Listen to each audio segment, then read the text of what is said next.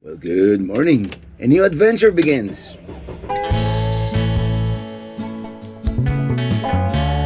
For many years, I had this desire, this obsession about driving cross-country from Florida all the way to California. Back in 2018, that dream came true, with my 2004 old Kia towing my 2014 Winnebago trailer.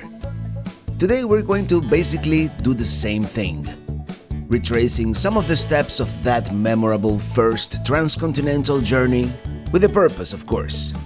But reenacting that original road trip is gonna be very special to me, and I hope you enjoy it too. Now that we are in the turnpike, arguably Florida's least scenic highway, I'm not gonna film all that much. We're going to Pelicamp, that's the first leg, and then we're gonna take I-10 west all the way to Phoenix. And I thought you might like a road trip, and we don't really have a name for it yet. I had one of those moments, the same I had when we bought Minnie, the original. You know, you only live once. This has been my favorite rig for many years. But Winnebago discontinued it in 2017, so I'm like, oh, bummer. We're gonna see if we find something else. And I've tried, but I decided this is the one. I mean, it's used. I'm the fourth owner of this particular rig. It has a couple of problems here and there, but it runs well. I mean, it's a little noisier than Starship, but I mean, it is what it is. I've always wanted this kind of Class C corner bed, no slide. And this one doesn't even have a cab over. This is kind of like a B+. Now crossing the St. Lucie River, the only real toll bridge on the turnpike, if memory serves. Let's take a break at the service plaza. And no matter how many bus and RV signs they put up, trucks and passenger vehicles will always park here. This is one of the great conveniences of having a motorized rig, unless you have a huge lithium and solar system, which we will, but I still love having an onboard generator. Okay, it's gonna be TV dinner breakfast. Removed from carton, puncture film, microwave on high for 2 minutes. Not exactly a gourmet meal, but for right now, it'll do. Yeah, it is warming up. Now on the road again, and I encountered my first world problem here. My phone here is still trying to connect to Starship. It is following me on Starship, by the way. So we have to get far away enough for this to work. This is crazy. This is our first real road trip of 2025, the one that never got released. And this is my favorite kind of road trip, which I've done several times, but let me tell you, never gets old. And we just passed Orlando.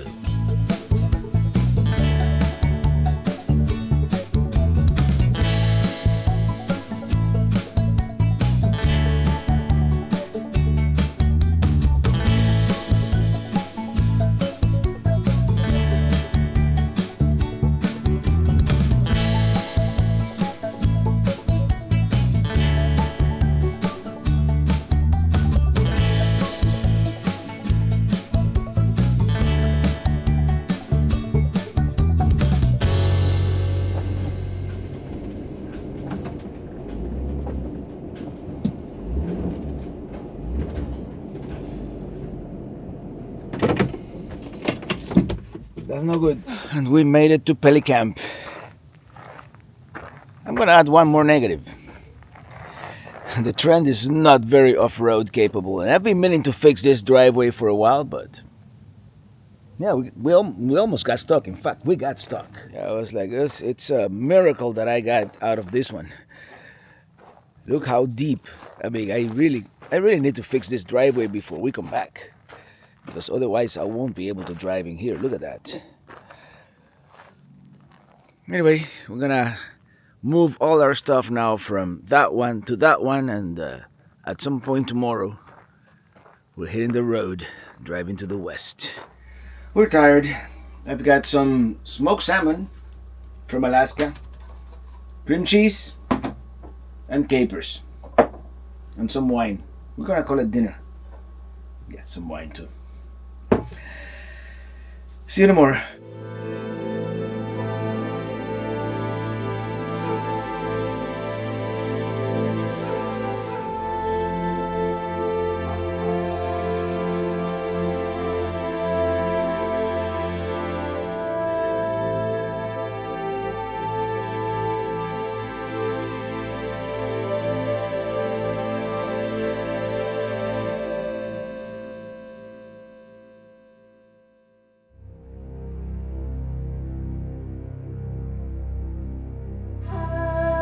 I'm gonna try and fix that driveway a little bit. It is raining in Florida. What a shocker. Anyway, I'm going to once again remove these solid steps, and we're going back to the step ladder. Just because we're gonna be in very uneven terrain in the desert, and it's, to us, it is just more convenient. So let's do this.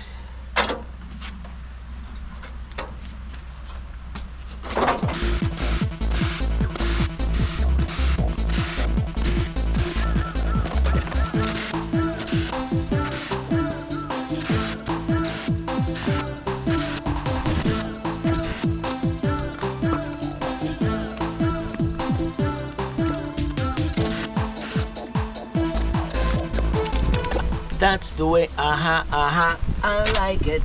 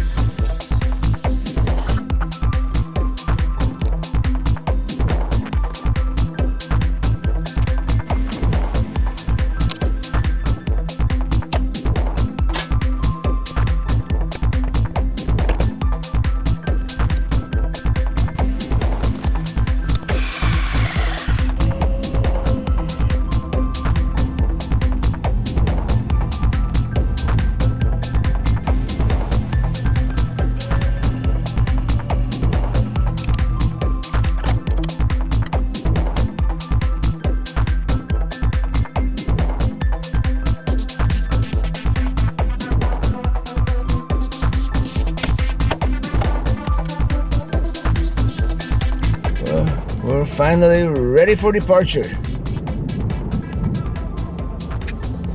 Late departure. We plan to depart late, but we are even late by our own standards. And would you take a look at this weather? All of a sudden, it was gloomy and miserable, and now we have blue skies. Also, the only way I can describe it is we're rusty. You know, we haven't traveled much.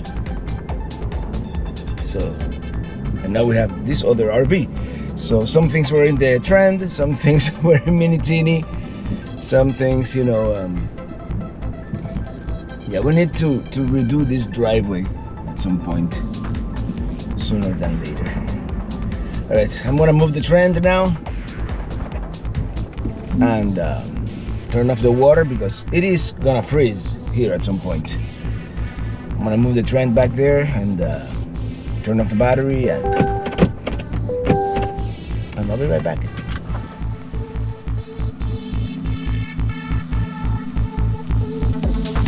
The Winnebago Trend is built on the Ram Pro Master 3500 cutaway chassis, and it being front-wheel drive and rear-heavy, it's not a very capable vehicle. That is, in my opinion, the biggest drawback at this point. It will have to remain on paved roads for the most part. I may even have to pave my site here, or at least put some road base or millings. I gotta do something. We'll see you in a couple of months. Yeah, I was gonna say weeks, but realistically speaking, it's gonna be at least a month. Now, for real, I thought we we're never gonna get out of here. I had to release the pressure from the water system just in case it freezes, and that kind of thing. Let's close the gate, and away we go.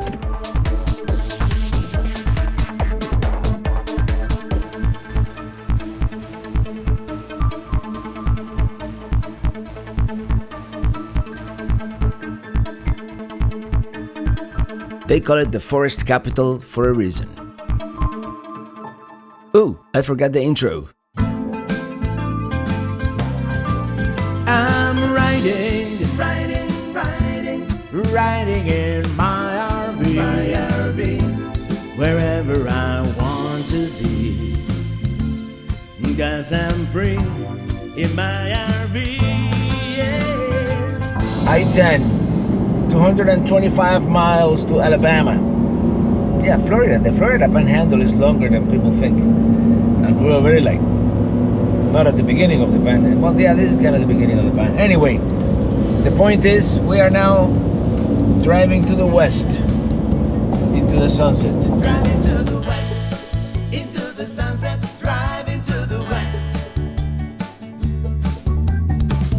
Now crossing the Apalachicola River, which comes down from a town called Chattahoochee by the Georgia state line. This is where we change time zones. Well, one of my favorite things about driving to the west, besides driving into the sunset, you know, I love the west. You gain an hour every couple of days. So yeah, we just crossed into the central time zone. So it was 4 p.m. Now it is 3 p.m. Driving to the west, into the sunset, driving to the west. Driving to the west, into the sunset, driving to the west.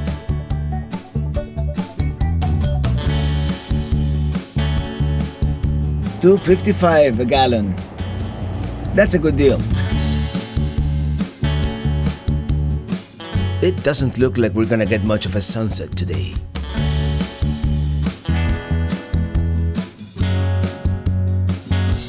As night falls, this is where we're gonna call it, at the Alabama Welcome Center. Some of these have no overnight signs, but we'll take our chances. I don't recall this one having it. It is frigid, but here's what we're doing. Frozen pizza on battery power. We'll see. It's 38 degrees out there, 52 in here. Well, good night. I want to thank our longtime sponsor, RVmattress.com by Brooklyn Bedding, for sponsoring this video. We've had our RV mattress almost the entire 2 years we've traveled with Minitini for, and as you know, most RV manufacturers will give you the thinnest, cheapest mattress they can get away with it. I mean, that's a fact. And the quality of your sleep is so important that the mattress you choose is of paramount importance in order to wake up refreshed the next day, right? Ready for a new day of adventures. RVmattress.com is a Brooklyn bedding brand known for top-of-the-line comfort and quality. They have their factory in Arizona, and they ship conveniently to you for free anywhere in the United States. They offer different firmness options, heights, dimensions, even RV-specific and non-traditional sizes to fit right into your lifestyle. They also offer a 120-night sleep trial, along with a 10-year warranty. In fact, our first mattress wasn't quite right for us. It was a little softer than we used to, so we took advantage of that 120-night sleep trial, and I told them, you know, this isn't quite right. So they sent us a signature hybrid, firm with the Glacier Tech cooling technology for our short queen that is 60 by 74, which is one of those non-standard sizes. Brooklyn bedding mattresses are designed, assembled, and shipped from their factory in Arizona. That means they're able to use premium materials at a reasonable price with no middleman bringing up the cost. And all of their mattresses are designed in Arizona also by master craftsmen who have been building mattresses for over 25 years. As I said before, Super easy to buy online, with free shipping, comes right to your doorstep, vacuum sealed, rolled up inside a box, and even though Mini TD4 is tiny, it was still pretty easy to get it on the bed, and unroll it. And it's really cool how it just inflates in a matter of seconds. We love our RV mattress by Brooklyn Bedding, and I think you would too. So if you're looking for a new bed, visit rvmattress.com/travelingrobert or scan the QR code you see on the screen to enjoy an exclusive discount on your mattress with my code, Traveling Robert. Tell them I sent you. Well, good morning. We had a relatively quiet night here. By the way, it's frigid. And now we're just gonna keep on driving to the west, stopping just for lunch, for bathroom breaks, and that's pretty much it. Beautiful morning here at the Florida-Alabama state line. We're gonna try to make it to Texas today. 33 degrees Fahrenheit. What is that in Celsius? Like 2 or 3? Yeah, we're gonna make it to Texas for sure. I mean, it's 394 miles, and then maybe we'll make it all the way to Houston. We'll see. Maybe even past Houston. Today's gonna be the big day. I'm gonna make as many miles as possible, because then I'll reassess our ETA, and we maybe can spend a couple of nights in like Las Cruces or Tucson or other places like that. Tires are a little low, but that's because of the temperature, and we'll just take it 1 mile at a time here.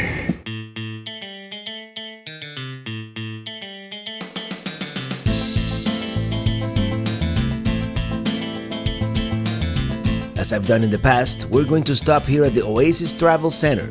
This was the first thing of any significance I ever did in the state of Alabama back in 2018, and at the time I thought it was pretty cool. Let's see if the allure is still there. I was here a couple of years ago, and it looks pretty cool inside. Let's go inside it. Yeah, they have this, railroad theme, kind of.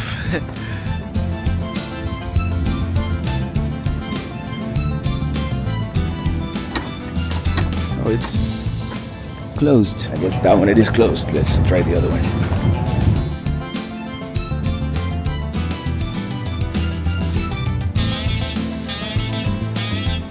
Yeah, it still looks pretty cool.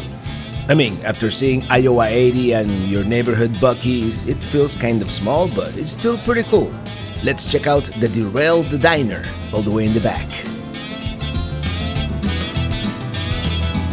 I guess the diner is not open yet. Okay. But the diner is pretty cool because they serve you out of an old school bus. Anyway, let's continue.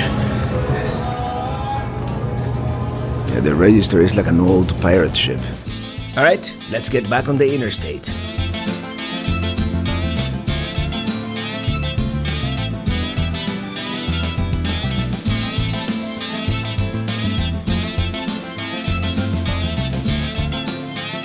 We're now approaching one of the more interesting parts of this whole trip, until we get to West Texas, that is.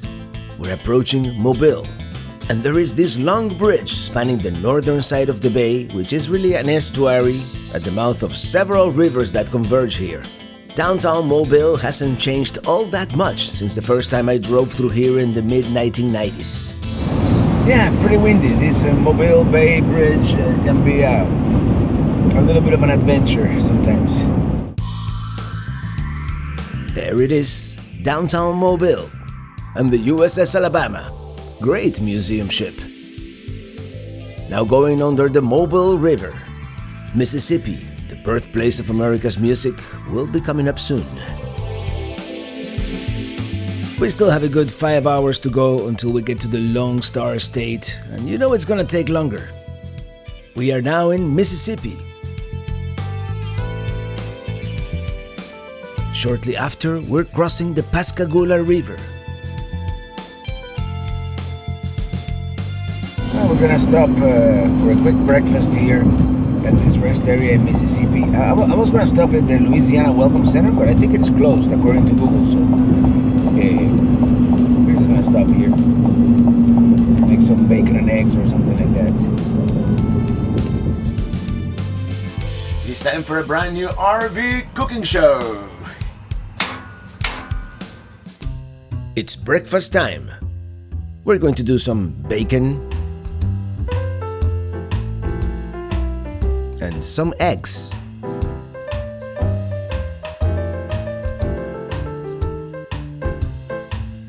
I'm also gonna slice an onion, like in rings.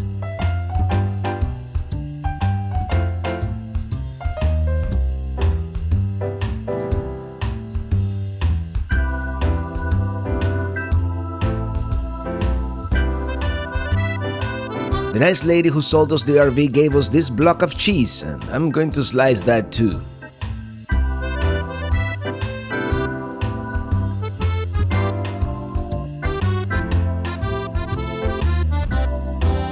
There you go, we'll call it an omelette. Bon appetit.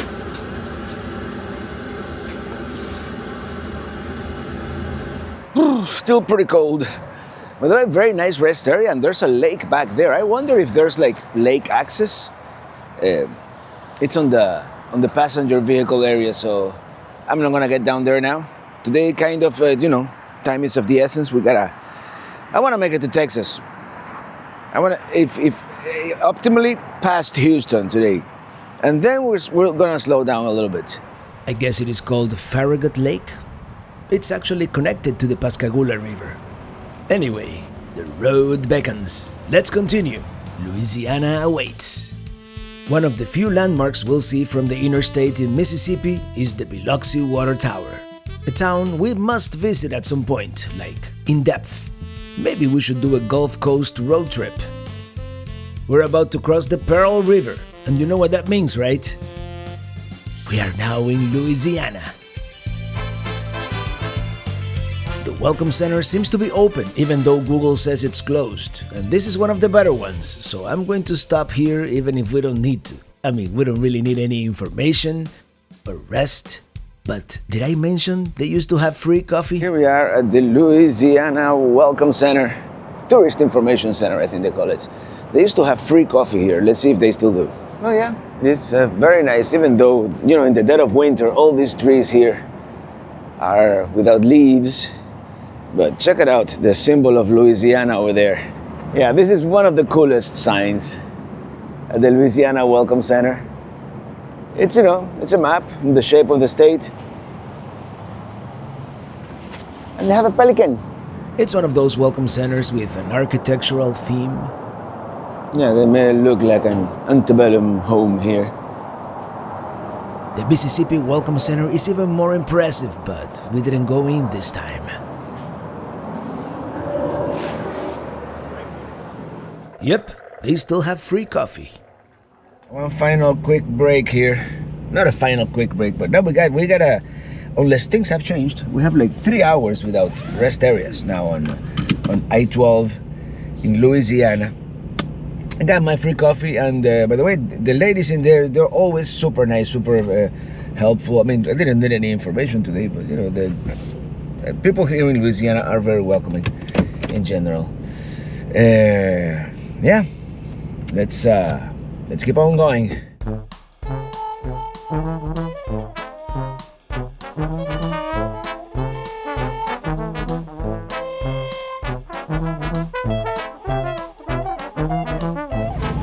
I believe we forgot to turn off the water pump. Let's check.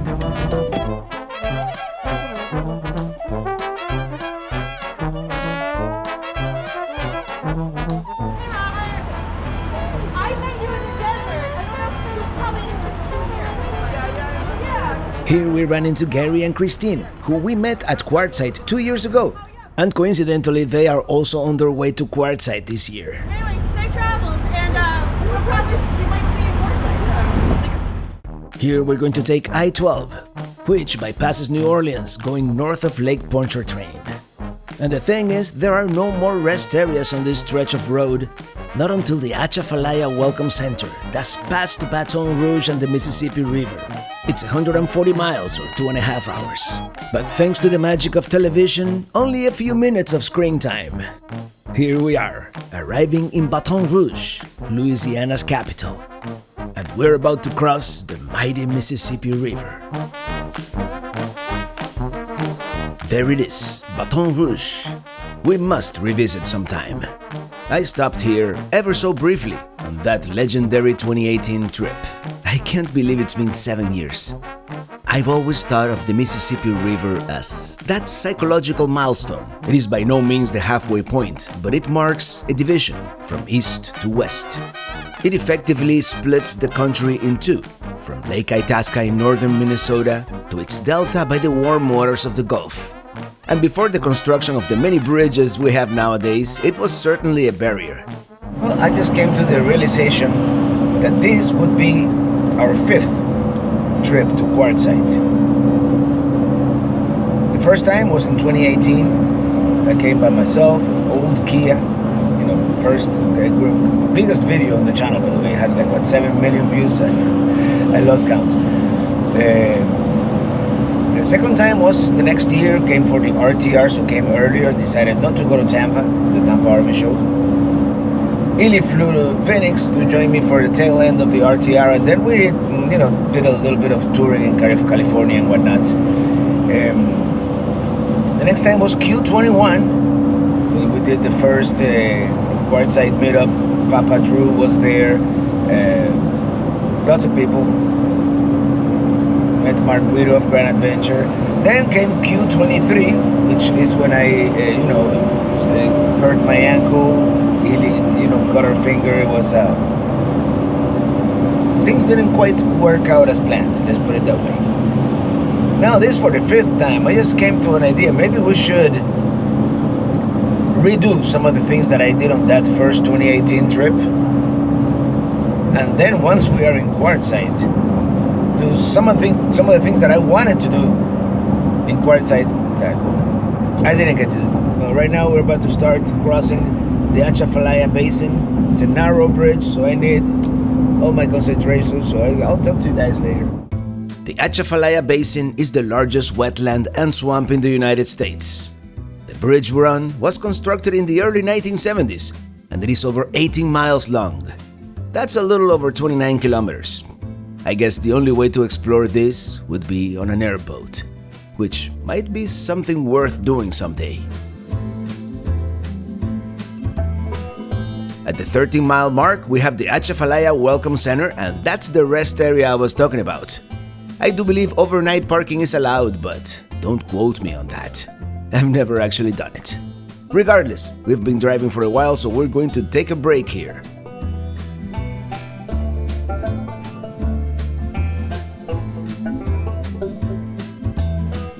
Alright, almost on the last leg of today's adventure. Today and tomorrow are probably gonna be like really long travel days. And we decided to reserve an RV park. It's kind of no frills. It's $50 a night plus the $5 fee, that they charge. Hold on, I need to change my view here. I lost my train of thought. Yeah, we're 2 hours away from the Texas state line, and this RV park is 1 hour into Texas, so we have 3 hours in total of driving time left today.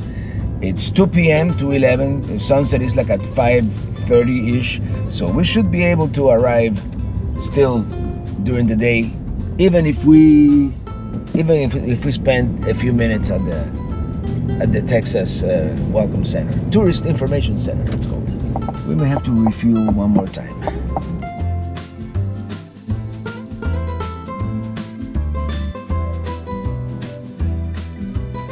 Entering Bridge. This was the stretch of road that used to be like ta-ta, ta-ta, ta-ta, ta-ta, ta-ta, and they took forever to redo it, but now, it's not the smoothest by any means, but it is way better than it was. You can tell it's freshly paved. Yeah, that's the pilot that has a casino in it. It feels like I've always done this stretch of road while being tired, which can't possibly be true because the first time I actually spent the night at the Bridge Walmart. But let's face it, Western Louisiana and Eastern Texas, no offense to either state, this is not the most scenic or pleasant stretch of road. The Lake Charles Bridge looks kind of scary from afar, but it's really not that bad. On the other side, the industrial dystopia called Westlake.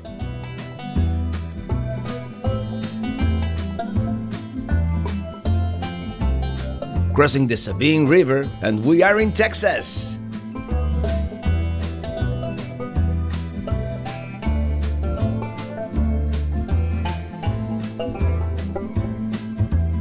Well, what do you know? We've made it to Texas, y'all. Let's go check out the sign. Actually, the big sign is back there.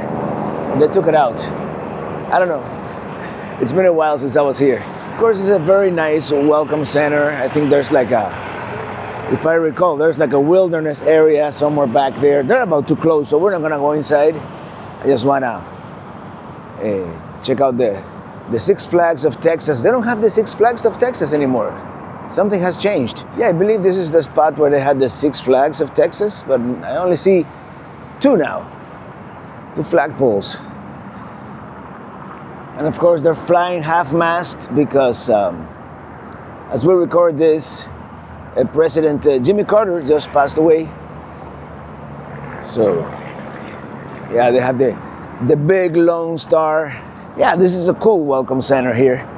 And yeah, they used to have the Six Flags. I don't know what happened. Yeah, they took them out. Maybe that's where they used to be.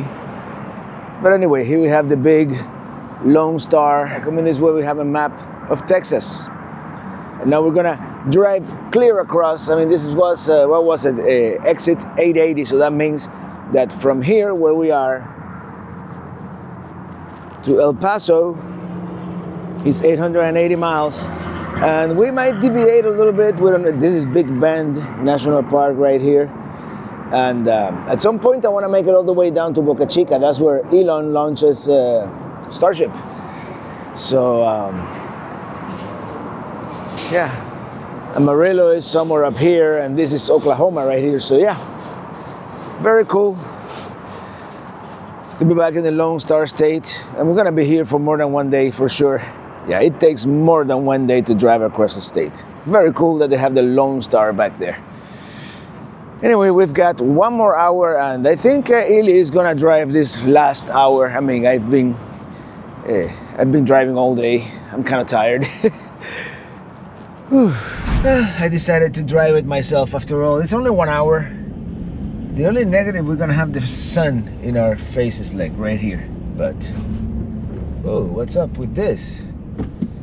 Oh, okay. To the left, to the left.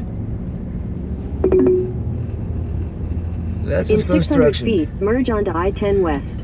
Lots of construction going on here.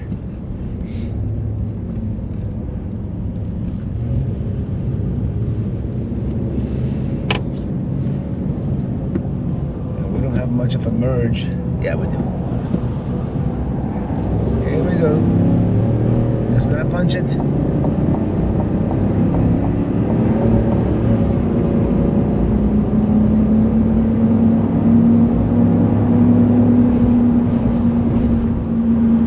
See the lines, it's kind of unnerving.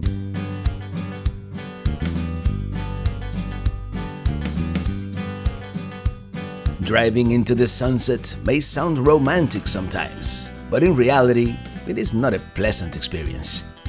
The actual sunset is, but the hour before it, not so much.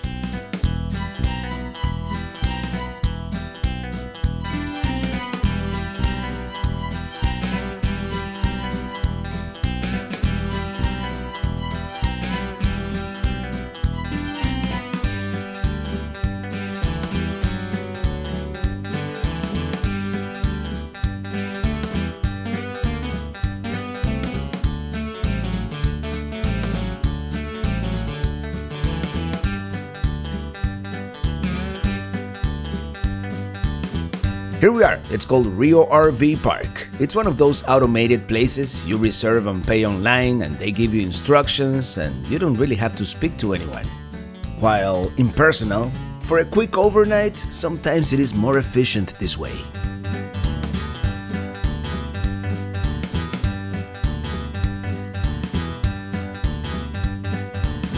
I think this is going to work just for one night. And the only reason we're doing this, but the main reason, it's really very nice, almost a western sunset here. The main reason we're doing this is we've depleted our battery pretty bad yesterday doing that pizza, and it didn't really recharge all that much today. I guess this time of the year the sun is so low in the horizon that you don't get all that much. But anyway, here's our site. Very nice Texas sunset. I'm just gonna connect the power today because the sewer is over here. So let's just do it. So tomorrow, at some point before we leave, we'll dump. And it's gonna freeze tonight, so I'm not gonna connect the water. But check it out, nice Texas sunset here. Now we're famished, so I'm gonna cook some salmon I have in there. We have a bunch of salmon that is going to go bad at some point, so we might as well cook it all.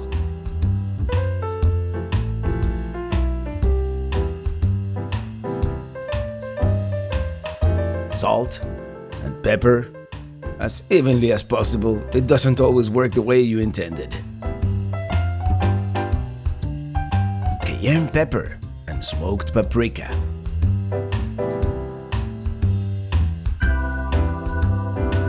Let's flip them over. And I know this is controversial, but I am going to remove the skin, because that's the way we like it.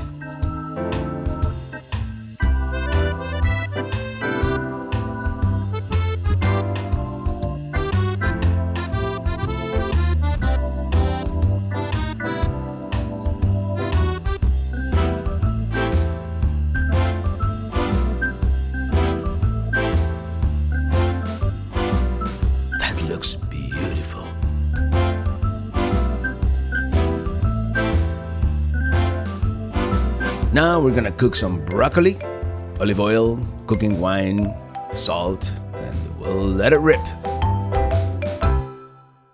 Well, good morning. It's pretty frigid in Texas. Yeah, last night we didn't see it, but there's a river back here. Beautiful. Look at that. Let's go check it out. And I also saw wild boar. Oh, yeah, there's poop all over the place. I saw wild boar at night in the distance. They were black and you could barely see them. But let's check out the river. Well, this is pretty cool. It's always nice to be next to a body of water. I gotta look for the dumpster, and then I-10 is right there, so it's gonna be easy in and out. The one thing, it's getting colder and colder. With all this cold weather, all the tires are a little low in PSI, so I'm gonna see if I can air the tires a little bit before we hit the road. Yeah, the RV is like 5 PSI lower than it's supposed to, and so is the truck. So, and after that, we're going to Buc-ee's for breakfast, and then I have a meeting with Winnebago, and then we're just driving to the west towards hill country. Beautiful.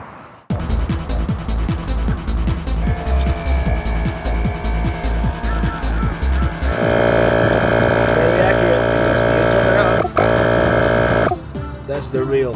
So we need two more pieces.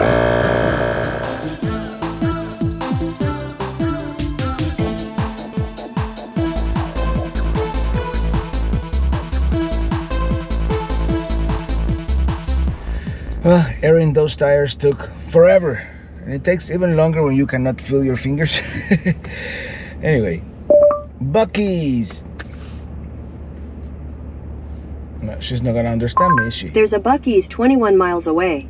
Want to navigate there? Yes, that's the one. Yeah, we're starving. Let's get underway. We still have to, dump the trash.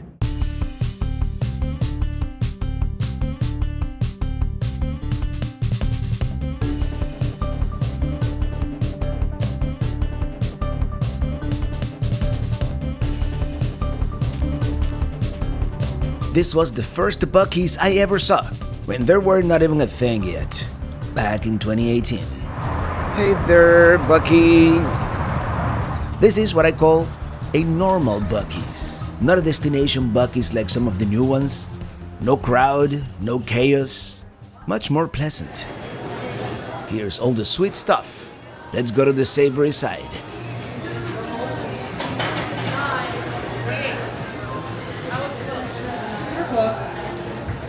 They already had lunch ready, so came for breakfast, but decided to get a brisket sandwich instead. And they still had tater tots, even though those are only for breakfast. So I had one of those too. And by the way, fun fact: this was the first Buc-ee's I ever saw back in, I want to say 2018. Is it alright to eat brisket twice a day? Because we may go to another, like a real barbecue joint later today. We'll see. This is huge. Buc-ee's never advertises their gas prices, but they are usually cheaper than anybody else. I think they lose money on the gas in order to get you into the store. Now for the fun part of today's journey, let's drive across the Houston metropolitan area. And I'm being sarcastic about it being the fun part. This, by the way, the largest metropolitan area we're going to have to drive through in the entire trip. And traffic today is actually not too bad.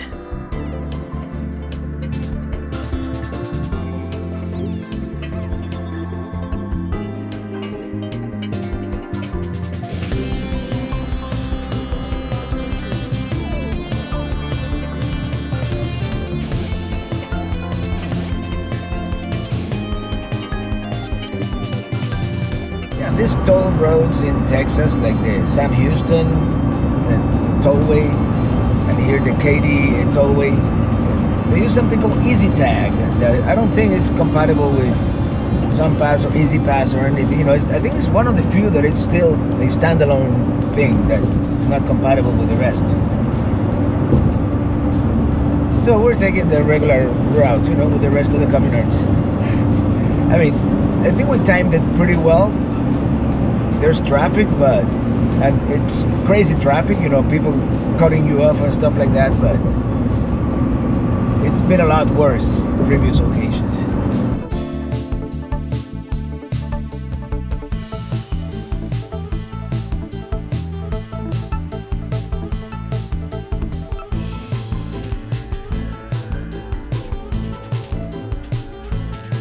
I was going to stop at the Buc-ee's here in Katy on the other side of the metro area, but I think one Buc-ee's a day is enough. Next up, San Antonio. It's a little bit of a tedious drive, but in these first 2 days of the trip we do have to put in the miles, and I'm not looking forward to San Antonio. I mean, I love the city, but there's never-ending road construction all around it.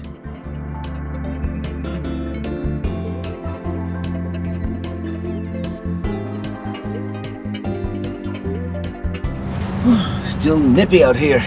40 degrees. By the way, $2.35 per gallon with my Love's discount. Now that's a deal. Over 2.5 hours later, we are finally arriving in San Antone, as given away by all the road construction.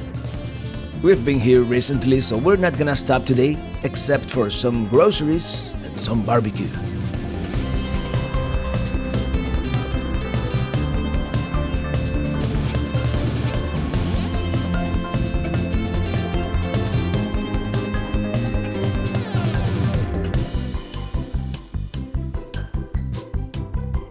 Tomorrow we're going pretty remote, so let's get some essentials, just in case. And we are in Texas, so how about we stop by the original Rudy's Barbecue?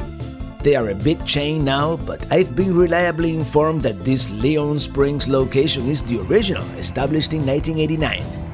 We're definitely getting some moist brisket to go.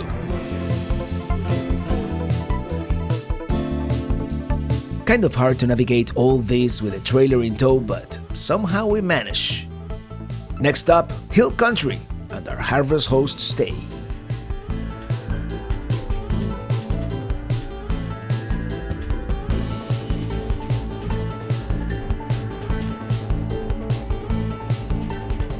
What a difference in topography compared to the past few days. And we are on the edge of the Wild West here. This is Texas wine country, so let's get some wine.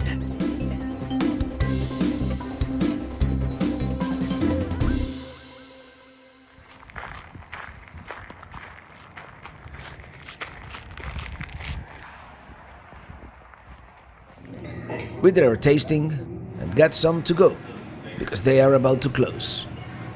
Well, what can I say? That furnace is really going. It's been a long day. Not so long driving, but it felt longer, so what better way to end it than with some Texas wine, some Texas brisket. Yep. Tomorrow the journey continues. Well, good morning and greetings from Hill Country, Texas. Somehow our battery was down to 15% this morning, so we had to run the generator. Between the furnace and the 12-volt fridge and the lack of solar, we must have depleted it.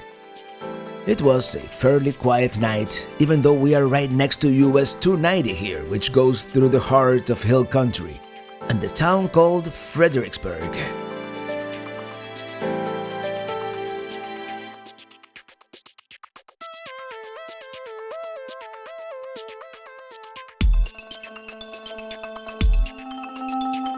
This was a nice harvest host.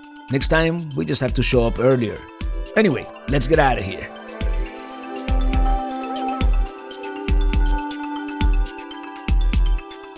Oh man, there's a big bonfire over there.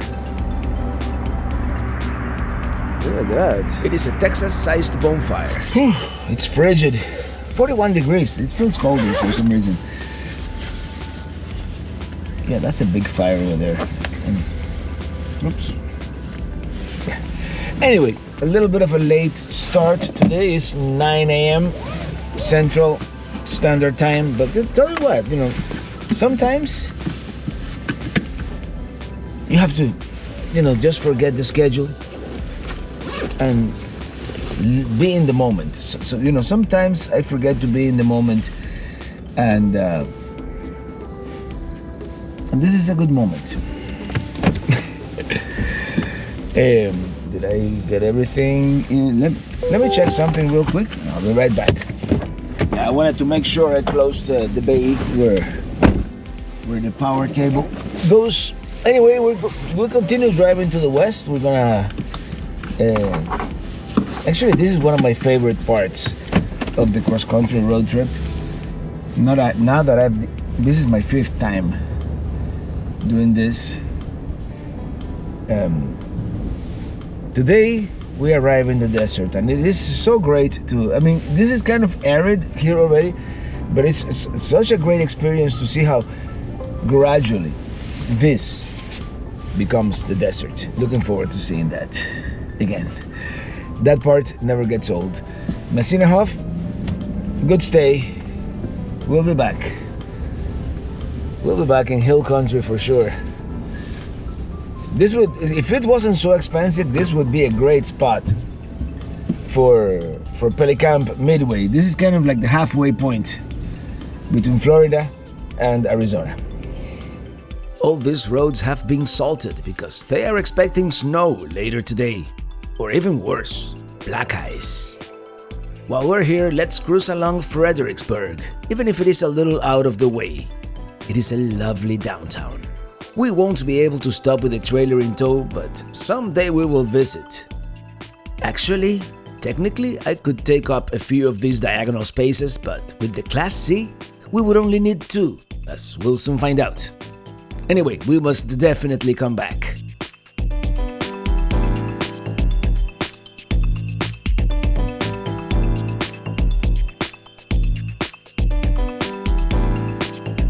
What a gray and gloomy day. And now it's starting to drizzle.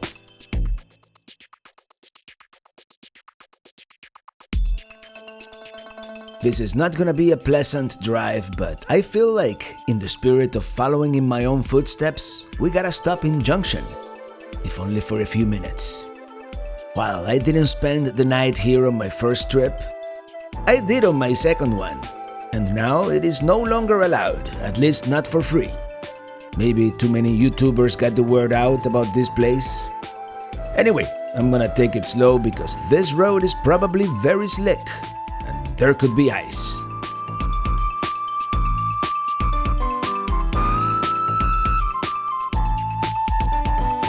Here we are, Shriner Park. It says overnight tent camping only, 3-night maximum, and RV, day use only. Yeah, that sucks. Well, they still have that eagle on the tree.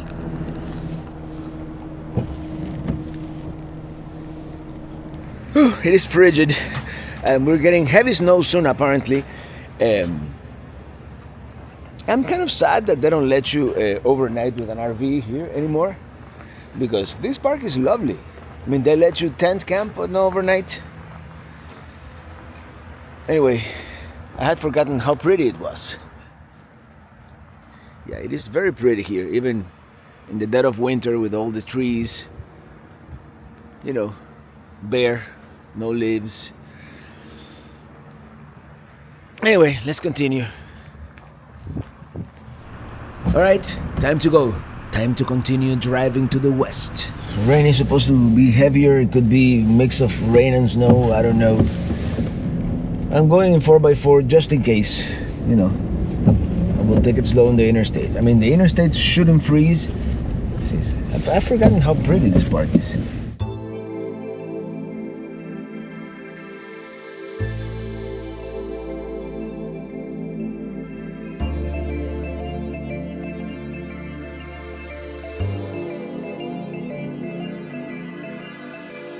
We are now truly on the edge of where the map turns yellow.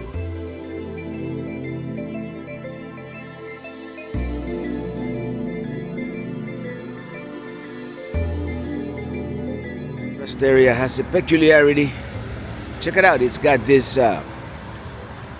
pavilions here that look like covered wagons, kind of. You know, has the wagon wheels.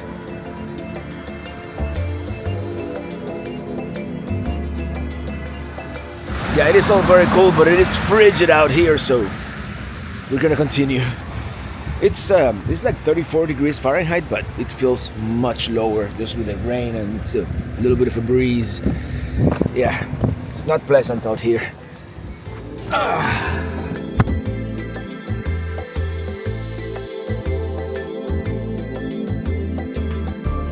With every rolling hill, it becomes a little drier, more arid, more desert-like.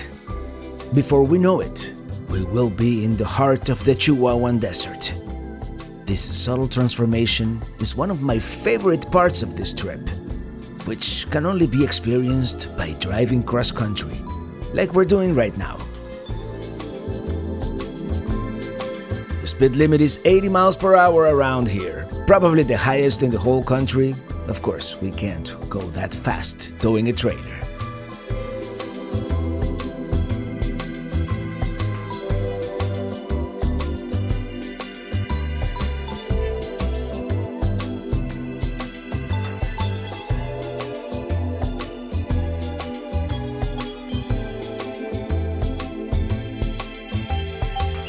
I think this is the spot where the landscape changes for good. As we descend in elevation, we are now undoubtedly in the Chihuahuan Desert.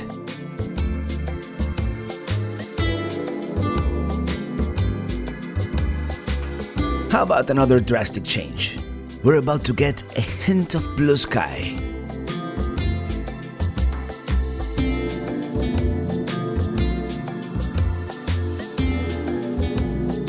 Let's stop at this rest area. I flew the drone here back in 2018, so I'm gonna fly it again.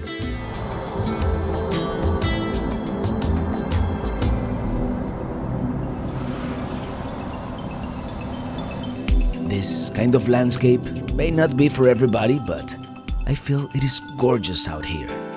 So different from home.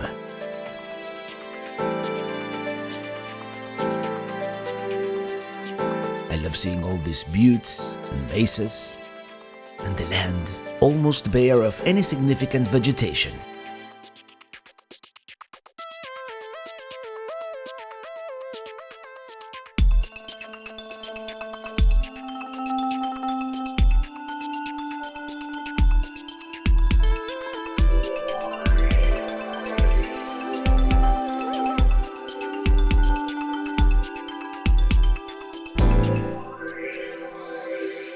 We're not gonna drive straight to El Paso this time. We're going to take a detour from the fastest route, the same detour I took 7 years ago. Remember what it was?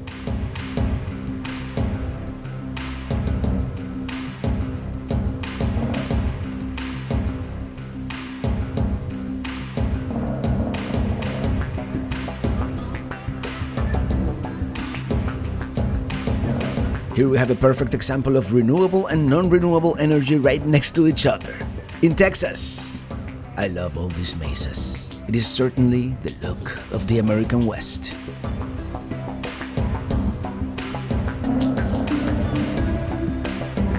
Ely is driving, by the way, and here at Fort Stockton, it may be our last chance at a large, relatively inexpensive gas station. The most remote section of this trip is ahead. And we're going to go even more remote than that. Once again, retracing my 2018 steps, we're going south to a small town called Marfa, home to the mysterious Marfa Lights. Will we see anything in the sky tonight? We'll soon find out.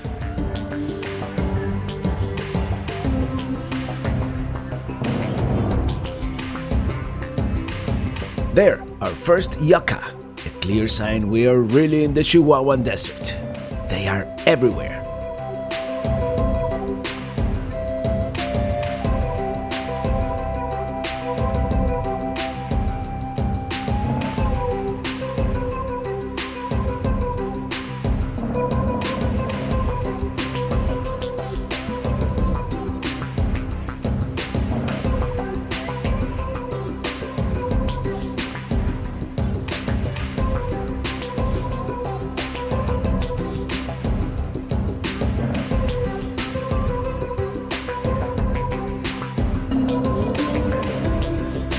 Farther south we go, the more mountainous it gets. We're now approaching a town called Alpine.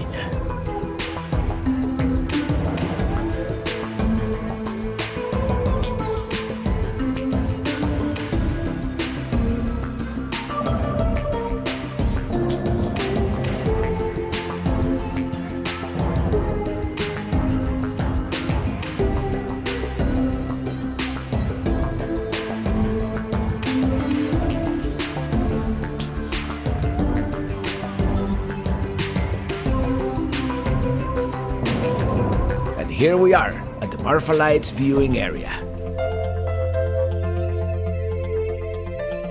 I'm just facing in the wrong direction, so let's turn it around. Oh yeah, it's been 7 years since the last time I was here. 7 long years. And yeah, hopefully we'll get to see the Marfa Lights somewhere in the distance. Let's go check out the interpretive signs actually. It says prohibited camping on public property, but I imagine this is more like a rest area. Anyway, I checked iOverlander, and yeah, there's anecdotal evidence that, you know, people have stayed here up to like a month ago. Someone stayed here to see the lights, and I mean, you're supposed to stay overnight, late into the night, right, to be able to see the lights. I suppose. I hope I don't get a knock on the door at 2 a.m., you know. But also strange, there's nobody here. The last time I was here, I came here 7 short years ago. 2018 would be 7 years ago, right? 2025, incredible. Yeah, there was a bunch of people camping. Or not camping, but, you know, boondocking. Also curious to see the lights. And here, I believe they have pit toilets and all that. Let's come this way. There's dog poop on the floor. And presumably, you know, these binoculars, so you can see the lights in the distance. And let's see, if I believe there were some interpretive signs, but, you know, memory fades, like they say, yep.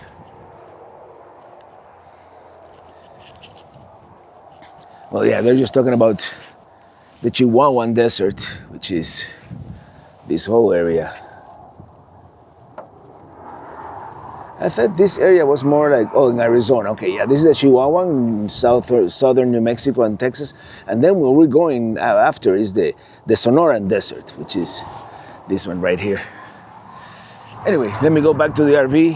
We're famished. We didn't really have a lunch today. We had an energy bar at the gas station way back when, wherever we started the day. The first gas station we stopped at. And I'm gonna make some picadillo. It's an easy for me to make. And it's getting cold. It's getting bitterly cold. It's supposed to be like in the 40s, but tonight it's gonna go down to the 20s. It's gonna freeze. Not a hard freeze, but it's gonna be like 28 or something like that. So we'll make sure we have enough propane in there to keep us warm.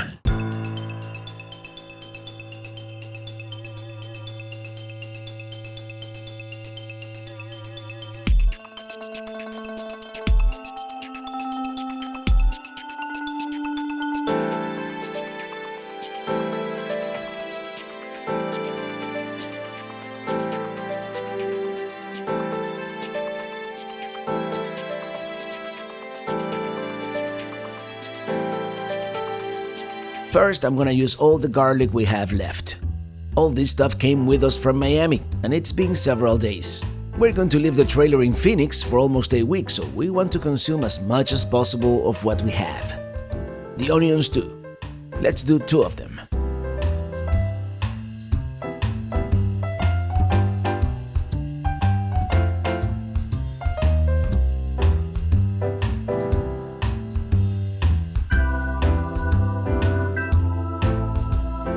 Here we have some grass-fed ground beef, and it is 15% fat, so it'll cook in its own tallow.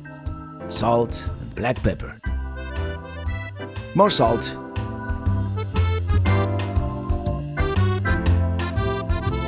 This part is always very satisfying.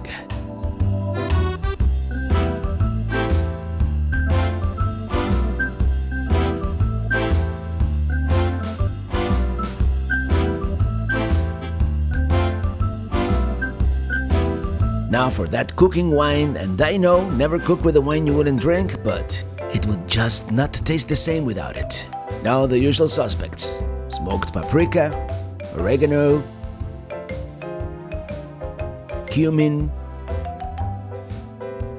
a little cayenne pepper, and today I'm feeling adventurous, so turmeric and some leftover barbecue sauce from Rudy's. A little bit of tomato puree. Let's mix it all together. A little more. And now something sacrilegious. Broccoli, because that's how we roll.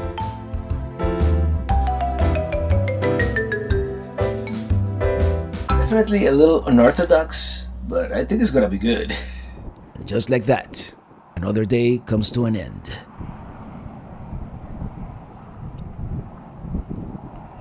Got company now. Will we see the mythical Marfa Lights tonight? There's almost a full moon, so probably not. It is not the most amazing desert sunset either, but we'll take it. It is also going to be a cold and windy night, so we'll stay indoors and leave the camera up on the roof taking a time lapse. It all started fine. I mean, not a dark sky bonanza, but that was to be expected. But then, all of a sudden, the camera started malfunctioning. I wanna blame the cold, but maybe there was something they didn't want us to see. What do you guys think? Reviewing the footage, off in the distance, on the right, there's what seems to be a very busy airport. But all I see on Google Satellite is what seems to be an unnamed, small, private airfield, possibly owned by the Border Patrol. It could also be like a mirage, right? A refraction from some distant road. Let me know what you think. Well, good morning. I'm so glad we have propane. It's been frigid. It's been like what temperature did it go down to? 25. It's supposed to feel like 8 or something like that. So we're gonna recycle some of that picadillo, unorthodox picadillo I did yesterday, and we're gonna make it into a breakfast. So picadillo, scrambled eggs or something like that. So while we warm up the picadillo, I'm gonna scramble the eggs. Yeah, I'm gonna need a spoon for this one.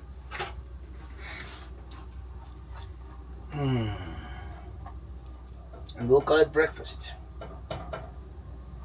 And then we're going towards Las Cruces, New Mexico.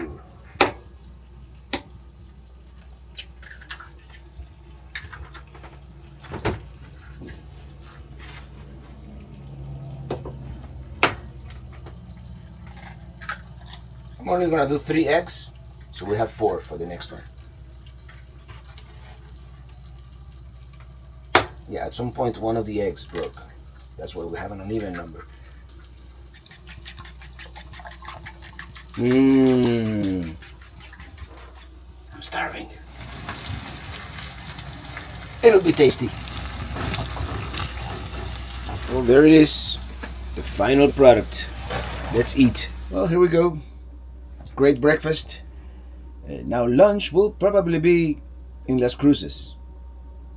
Probably Mexican. Because, you know, in Las Cruces. Well, yeah, it is 25 degrees this morning. Probably feels like 5 with the wind chill and the... We even had some flurries last night. I don't know if you can see them. Sunrise happens so late here this time of the year, you know. It's put this on. It's almost 8 a.m. and now is that, you know, it's the sun is starting to... Well, the weather is not the best for Marfa Lights viewing. In fact, I think the camera on the roof froze last night, so we didn't get much of a view. Anyway, we're going back to I-10. We're gonna skip El Paso this time, and we're gonna do Las Cruces. We're gonna spend one night in Las Cruces, hopefully spend a couple hours in town. I'm gonna go back inside, start the car, and hit the road. Oh man, it's uncomfortable out here. I haven't felt this cold in a very long time. Maybe since Alaska. Even Alaska, yeah, probably the Arctic. Barrow kind of felt, I mean, Utqiagvik kind of felt this way. Well, the sun will rise soon, and I think it's gonna crack 40 today. Strange things happen in the desert, huh? We may never find out exactly what we saw.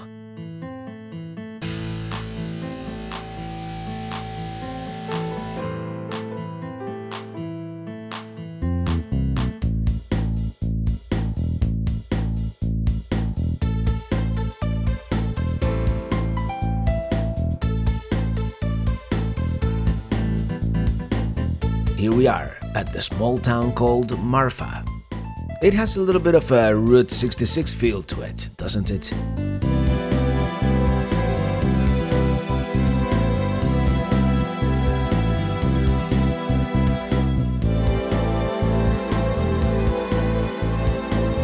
And now, what a desolate place this is. The desert doesn't really get much more desert than this.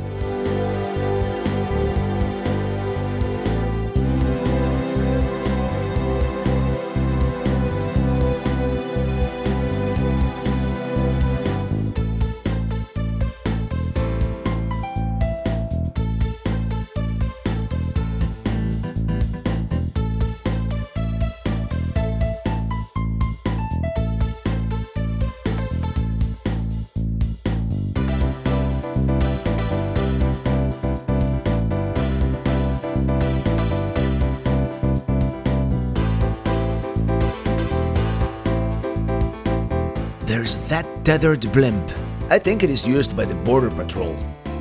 After driving through a small town called Valentine, we're going to encounter this very odd art installation called Prada Marfa. I call it Prada in the middle of nada, and here we are. I'm going to stop for a few minutes. Well, we stopped here in the middle of nowhere on the side of the road because, well, you saw the town of Valentine. Seems a little bit of a ghost town. Most of the buildings there, or the houses, were abandoned. They looked abandoned and in disrepair. But yeah, I was here back in 2018. So I'm kind of reenacting that trip in a sense. You know, not the whole thing, but some things. And this is called Prada Marfa. It's supposed to be an art installation. At the time I called it Prada in the middle of nada, even though there's that Valentine town, which is doesn't seem very romantic. It's like 70 people live there, but probably less these days because it kind of looked abandoned. Well, there we go. This is it. On the surface, it looks like a Prada store, and here there's a vacuum cleaner in there and some handbags and shoes. And I guess someone has been neglecting to wipe the glass here, but again, with this wind out here, it's probably difficult. Oh, it's not focusing. There we go. That's what it looks like in there.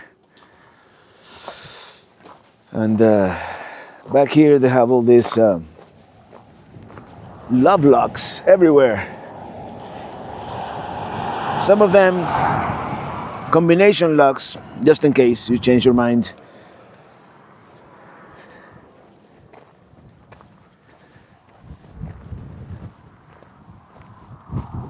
I guess it is one of those strange things you only see in the West, right?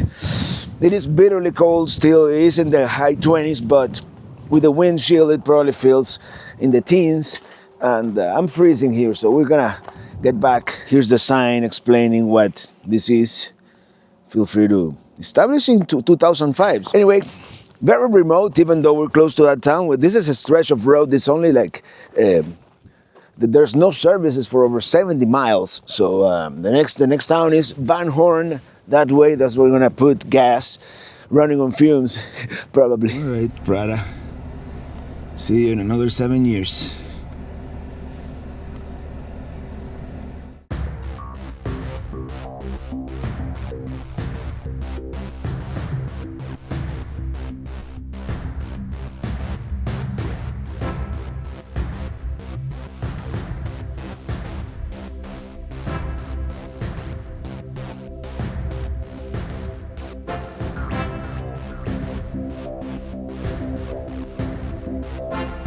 There it is, Van Horn, off in the distance. Oh yeah, we've had all kinds of cold weather issues with cameras and batteries, like the rooftop camera, the power bank isn't working. But anyway, we're gonna stop here in Van Horn. We have 44 miles of range to go and 6 miles to the nearest gas station, to the Loves. And yeah, so cool to be here once again in the desert. I just love this barren land. Here we are. We're going to fill up with gas and propane and continue on I-10 west. We continue going west on this barren land.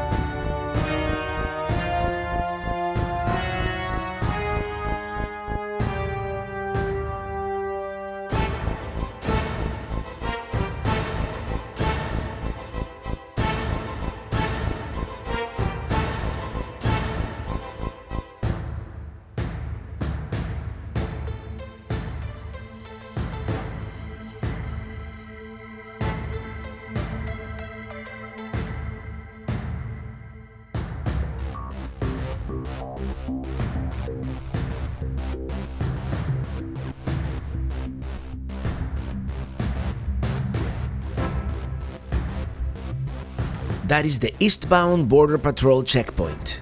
That's where I got stopped back in 2018 after the Horizon City incident. And we'll go through another one, past Las Cruces. There we can clearly see the border wall. We are that close to Mexico now, and we will get even closer. And there is one last rest area before El Paso.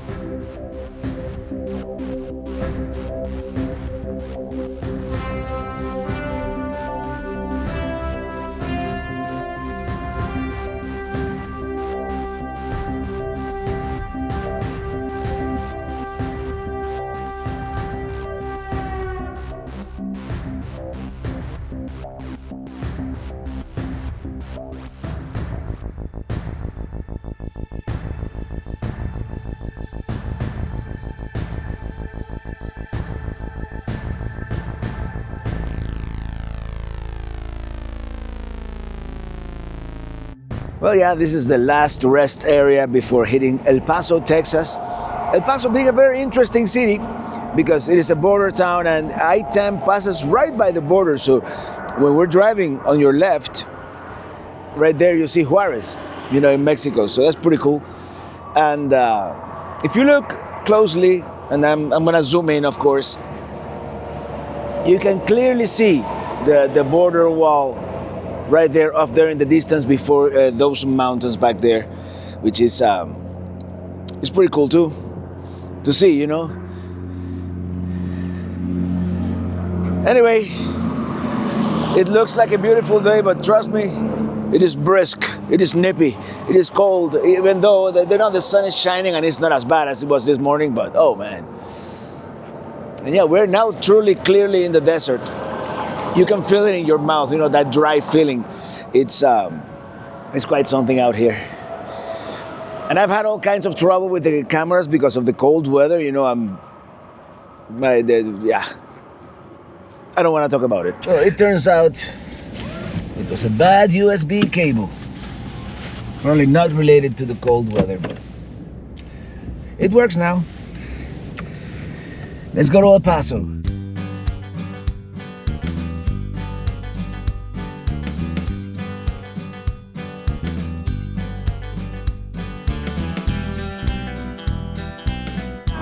Let's listen to the local radio, right? Why not? Yeah, listening to local terrestrial radio is something we don't really do as much anymore. I don't know if this one is coming from that side of the border or this one, but... La Lupe 104.7 FM y 640 AM, tocando lo que los demás no se atreven. Definitely from south of the border.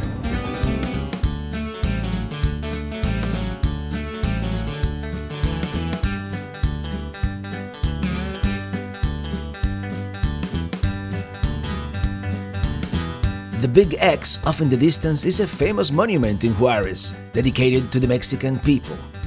I think they make the point that you can see it so clearly across the border. Anyway, we're going towards downtown, and then we'll get an even closer look at Ciudad Juarez.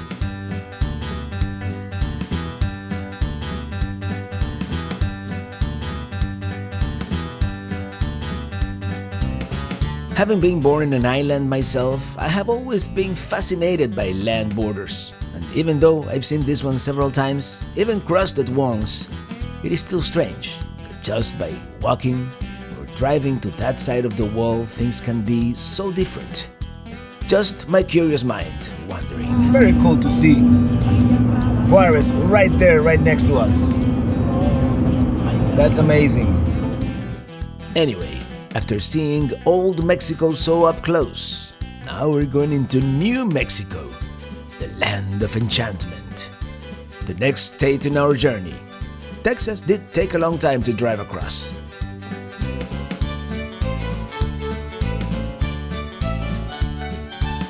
Here's the Walmart where I spent the night the first time I came through here. But today we're staying at an RV park so we can explore a little more. This is it. There's still fresh snow on the ground. Once you get to New Mexico, you start seeing this Pueblo revival architecture everywhere.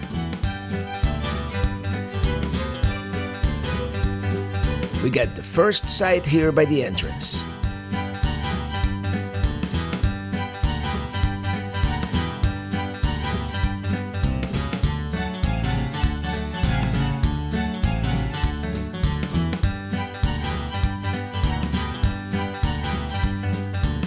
We're going to unhitch for the first time since we left Florida.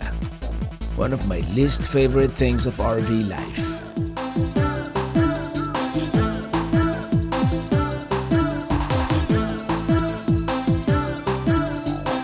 Let's get level and check out the town. Well, we only have like 4 hours in Las Cruces. So first we're going to see the world's largest chili pepper. Because we're in New Mexico, so why not?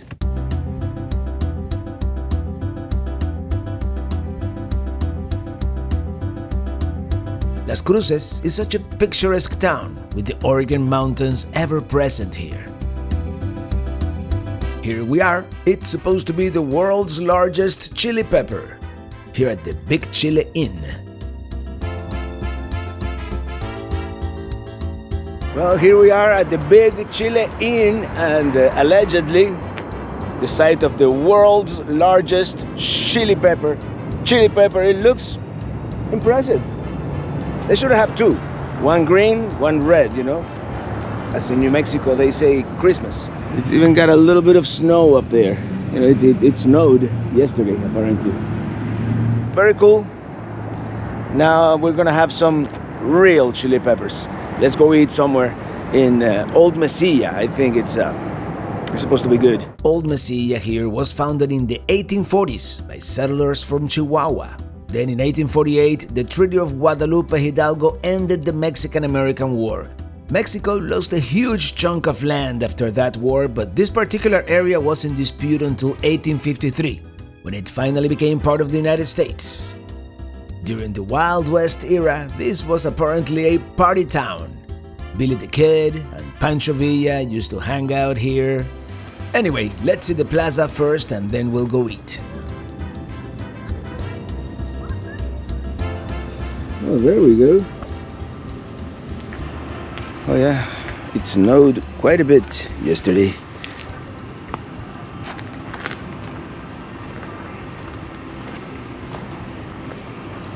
This is so typical of New Mexico.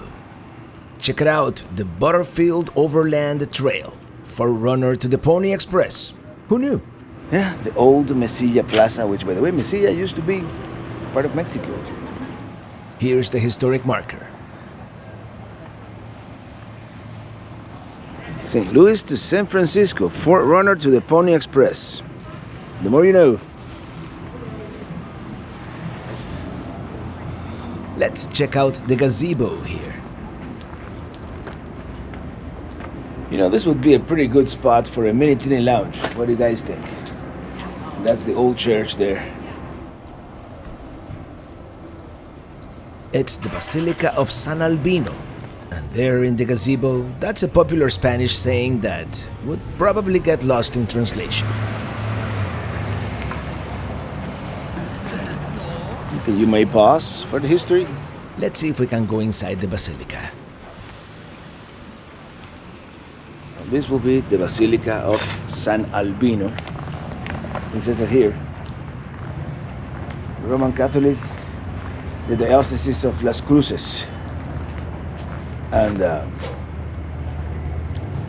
well, we're in mid-January and they still have, the name escapes me right now in English, el nacimiento, the nativity. You know me, once you get older, you start forgetting things. Do you think there's an odd chance that this might be open? It is. This building was done in 1906. The first church was put here in 1851 when Mesilla was part of Mexico. Oh, wow. But yes, if you'll sign our guest Yeah, of book, course, we've got yes. the people book there. We just ask, don't go up the stairs to the altar. This is a real church. We do still have Mass here. The Holy Eucharist is in the tabernacle up there.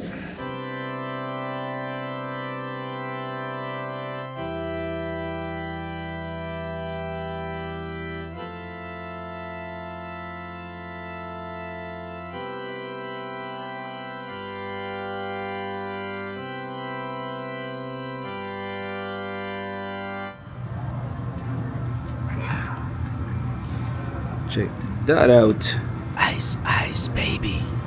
Pretty cool. Let's check out some of these shops. Walk the narrow alleys. The sidewalks damp with snowmelt. Established in 1934. Very historic town, Mesilla. Nowadays, Old Mesilla is this charming historic village with shops, art galleries, and restaurants. Everything outdoors is kind of deserted, probably because of the cold weather. No, Mezcal Monday, Tequila Tuesday. Today is what? Friday. Award winner Friday. Doesn't say. It's very wintry here.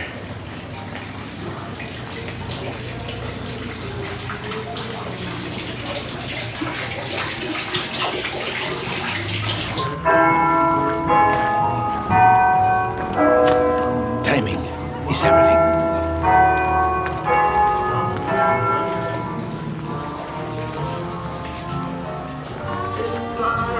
Well, it's 2:30 p.m.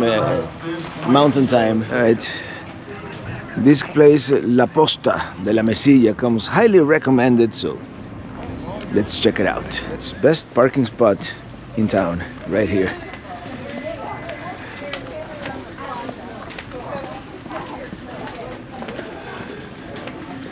It's a National Registry of Historic Places. Virgen de Guadalupe. Entrada.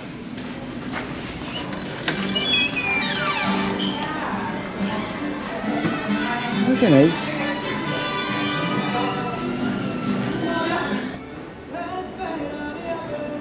Wow, this place has great ambience. I love the decor. We got some chips and salsa to start. Well, cheers. By the way, that salsa was really hot. You can tell we're in New Mexico. Good margarita too. We got the fajita. Ilis is sizzling, mine is not, for some reason. Here's another room. Okay, this is the outside patio area. Overall, very pleased with La Posta. Good food, good ambience. Yeah, they're late to remove the Christmas decorations. I don't know exactly what all this means, but yeah, very eclectic decor.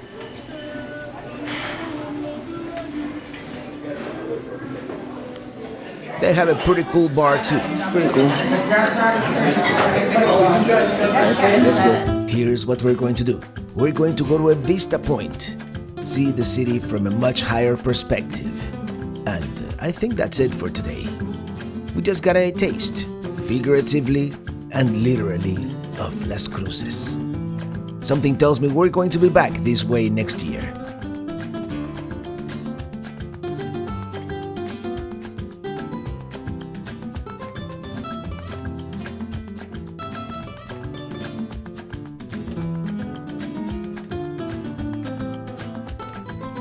Here they have a very famous statue of a road runner. It is back there. But first, I think the main thing here to see is actually the view. Hold on. Maybe I shouldn't be walking here on the gravel. Let's step inside this pavilion. Check out that view of Las Cruces. I believe those are the Organ Pipe Mountains. I mean, yeah, that's the official pavilion over there, but I believe this may actually be the better view. Check that out. Let's do it again.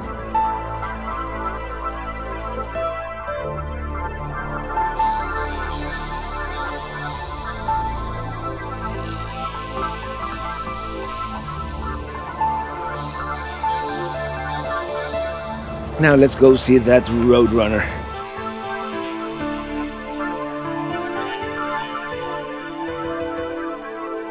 There it is. Apparently it was built by using recycled materials. There's someone taking a picture now, but let's see if we can get a little closer. This is a pretty cool statue because it can be seen from I-10, like welcoming you to the land of the Roadrunner. Let's take a closer look at all the recycled materials used in its construction, like a pair of crutches, some computer parts, cell phones, lots of tennis shoes. A great homage to the state bird of New Mexico.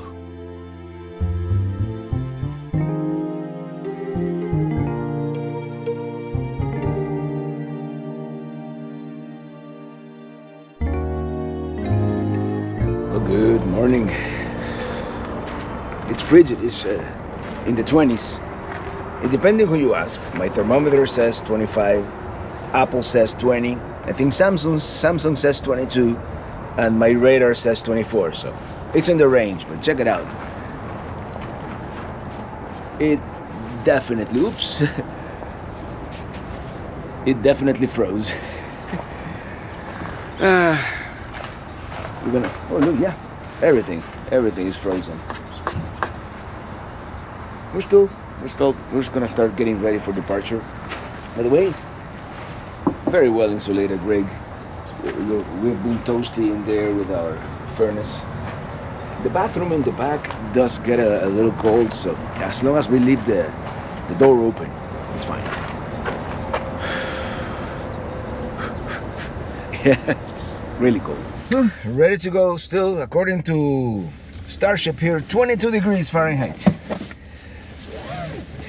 In the greater Las Cruces area. We had 4-hour drive to Tucson, and yeah,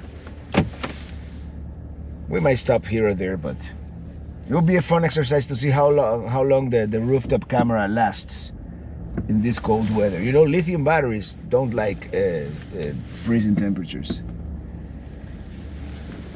Oh, my TPMS.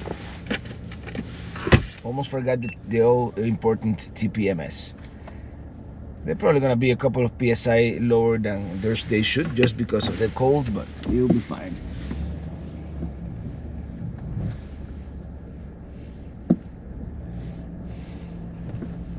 Beautiful morning, not a cloud in the sky.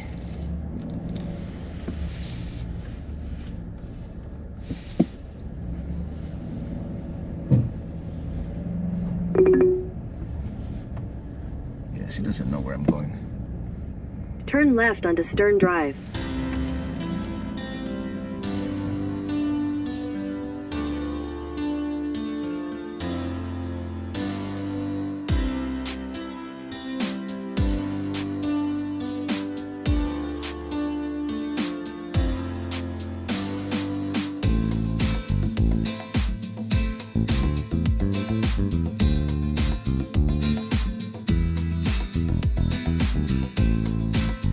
Coming up, the Border Patrol checkpoint. You will encounter one of these whenever you get within a certain number of miles from the border. 99% of the time, they'll wave you to keep going. I, however, still get that same feeling as when I'm driving into California. You never know if they're gonna take your lemons.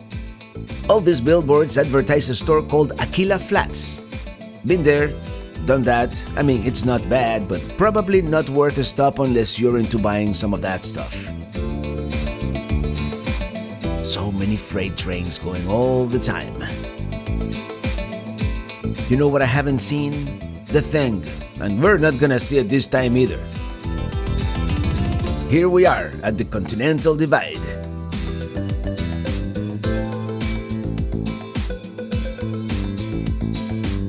We're going to take a break at the Continental Divide trading post.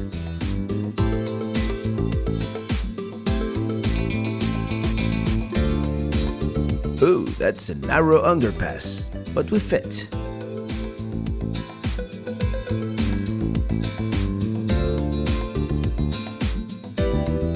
Yes, we're not gonna buy anything here, but we're going to make ourselves a TV dinner breakfast.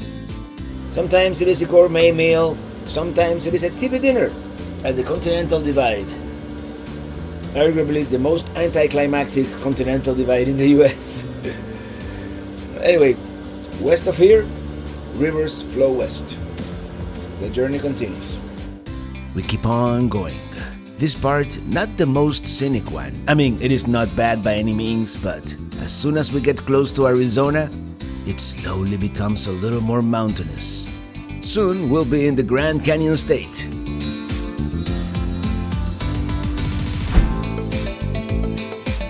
Welcome to Arizona. Oh, thank you. We're going to take another quick break here.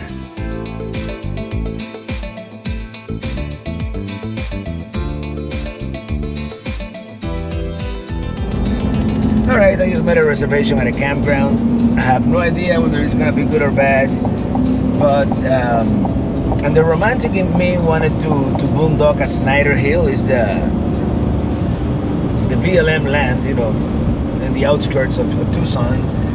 But first of all, if we're gonna have only a couple hours to explore, I want to be a little more centrally located, and if we want to hitch, you know, for one night, I don't really know how safe that Snyder Hill is.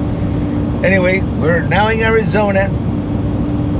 an hour and 49 minutes away from, it's called Sunshine something or another. Sunshine Mall, RV Park. It doesn't have the best reviews on Google, but we'll find out for ourselves. Enjoy the ride. This is one of the most beautiful rides in Arizona. I-10. I love it. I just love this desolate desert beauty, all surrounded by mountains everywhere. Driving through New Mexico, Arizona, even California, I'm gonna get my kicks on 66. The mountains and the desert are my fix. Driving to the west in my RV is where I wanna be.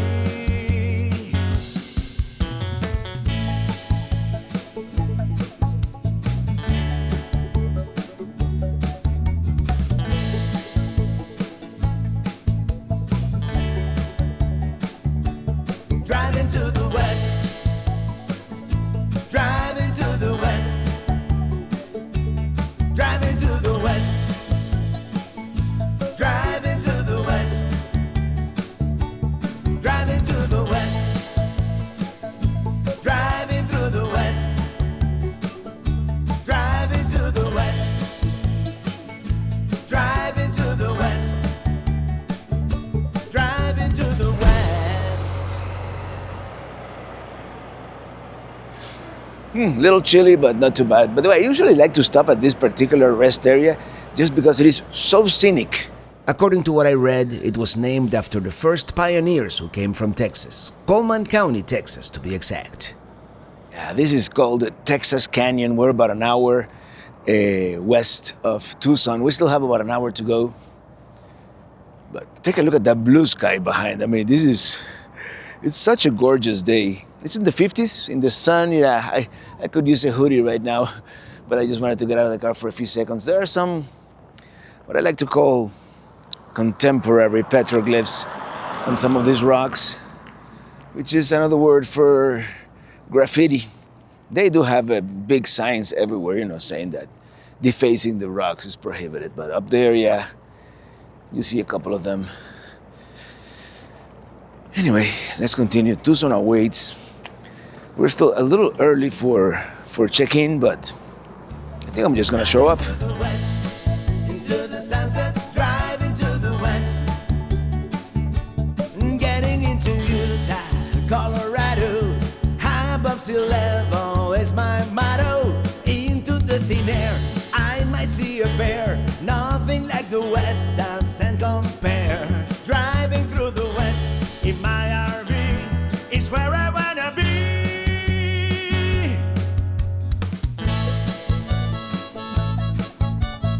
We've made it to Tucson, and since we are a little early for check-in, we're gonna have lunch first.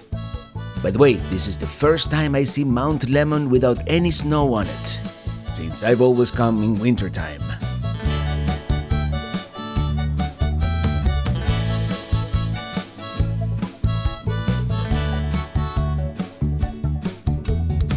The Sonoran hot dog is supposed to be one of the delicacies here, and we've been told El Sinaloense here is the best place. So let's try and find parking with the trailer in tow and get our Sonoran hot dog. Driving to the west. Here we are. They also have something called a tostielote, and the whole thing is built around this hot dog cart. I have high expectations. We decided to eat it inside the RV. Well, yeah, we came all the way here to get a Sonoran hot dog at El Sinaloense. And it's been a long day driving. It's supposed to be very typical here of Tucson, and it's got beans, it's supposed to have bacon and all kinds of good stuff. It looks messy too, so.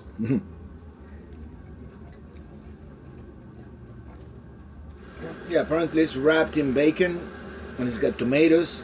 I don't know if it has onions, but it has like two different types of sauces. So a little bit spicy, but not very spicy at all.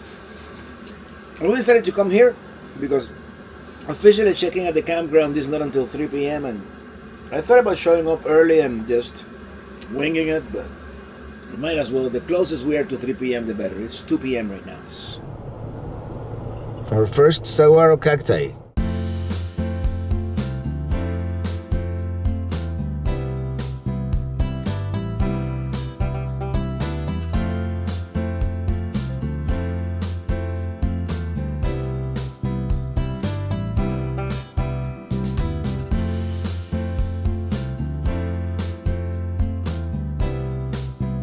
I guess this is it.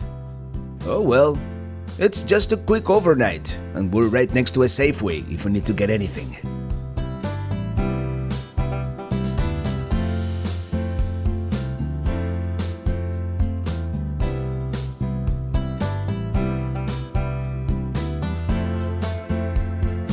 This is our site here. Might as well be parked on the street.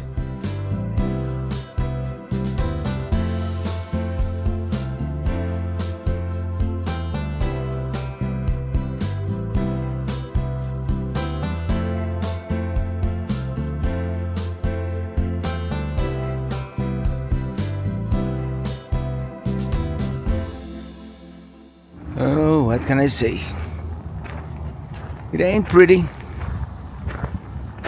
but I think it is going to work for one night.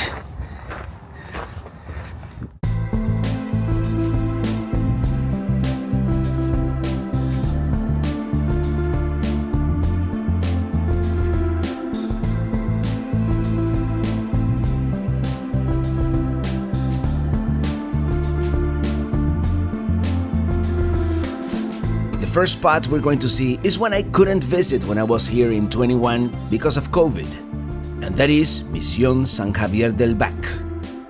There it is. It is undergoing renovations, but at least we can go inside.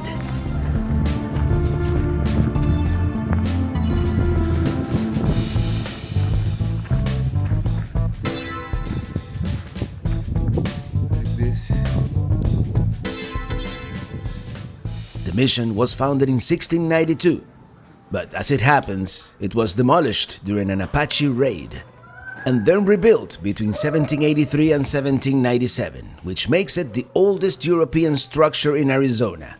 I just love the Baroque architecture, and it is one of those churches where the imagery, well, it leaves a mark, an impression on ya.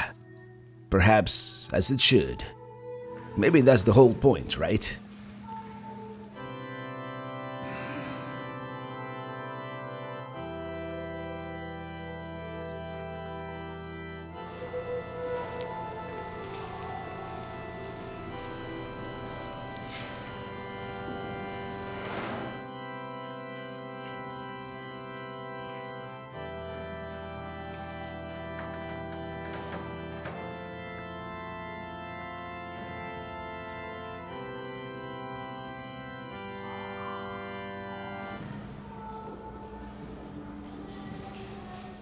Oh, what a church. Let's step outside.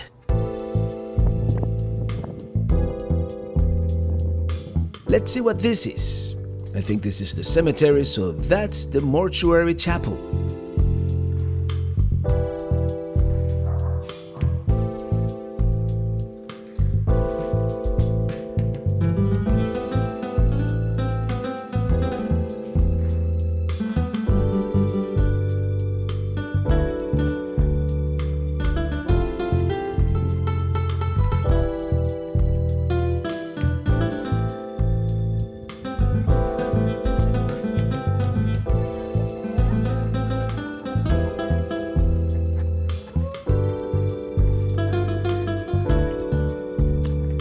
Here we have a beautiful desert garden, and this is the main courtyard.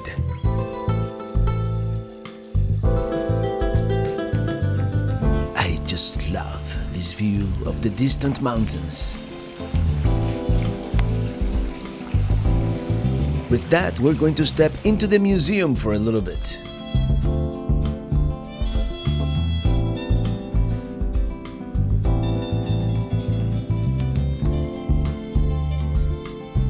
Yeah, that book is huge.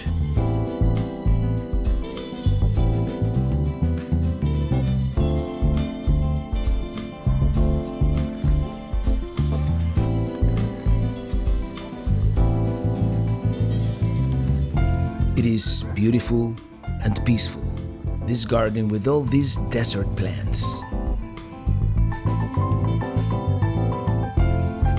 Maybe we should climb up Grotto Hill next. See what I did there? Oh yeah, Mission de San Javier, and you can ask, of all the places in Tucson, you decided to come to this one. And this is the thing, this was, when I was here in the, when was it, 2021, it was right after the pandemic, and all this was still closed. Even going up this hill was still not allowed, so might as well. I mean, it's a beautiful day, it's a great time for it. They're still open for another 15 minutes, so might as well do it. It looks like a little bit of a steep climb, but it's probably not that bad.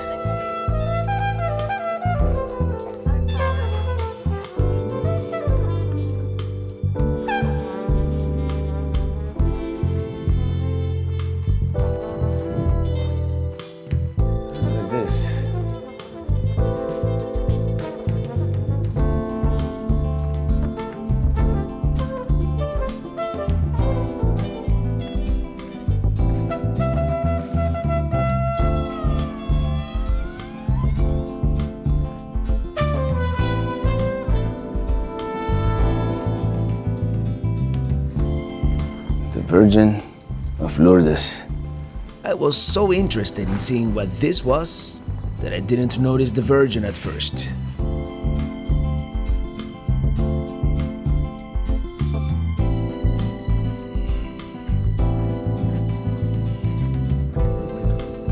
And we've gone all the way around. And I still see no way to climb, no obvious way to climb to the cross. Great view of the church and the mountains behind it from up here. Yeah, I was hoping there would be like an obvious trail, a way to go up there to the cross, but maybe you're not supposed to, huh? Anyway, very peaceful here. And Tucson has such beautiful mountains all around it.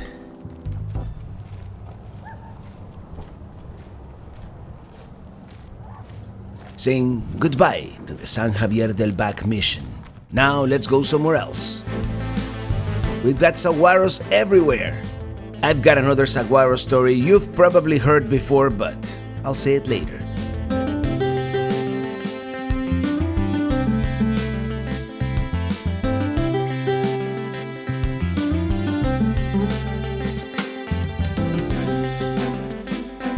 Tucson is a very picturesque city, with Mount Lemmon there ever present.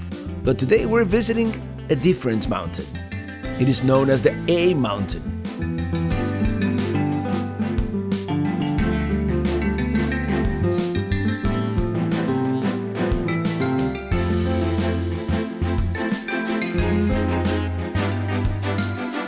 Oh, these hillside homes. They must be expensive. Homes with a view.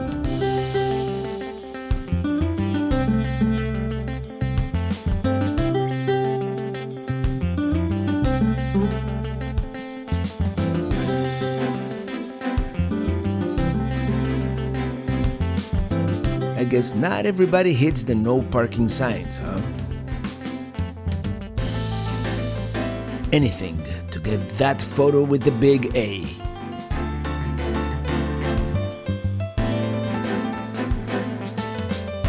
Anyway, let's go park at the parking lot and go on a little hike.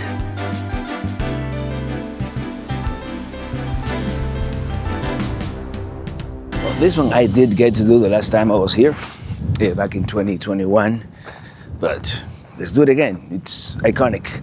It's just a quick hike to the top of this mountain, not a very strenuous hike, and even though I didn't bring my proper hiking shoes, I think it's gonna be fine. Let's take a look at the map here. We are here, so I guess this would be I just want to get to the overlook over there. So let's do that one. Up and then left.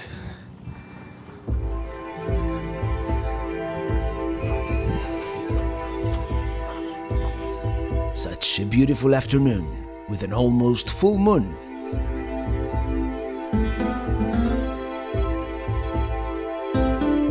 The summit is the other way.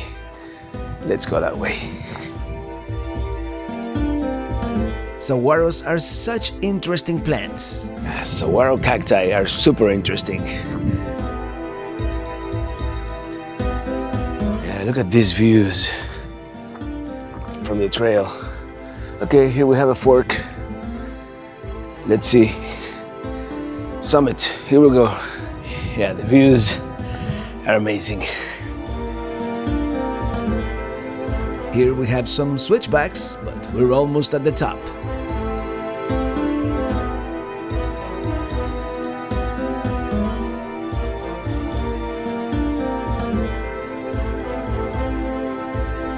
This is a little more steep and a little more rocks. I gotta be mindful of where I step, for sure. Yeah, this is it. We've reached the summit. Oh, what a view! What a view! There, you can even see the shadow of the mountain here in the late afternoon. There it is, that letter A, part of it anyway. And then downtown over there, Mount Lemmon. You can see everything. I-10 down there.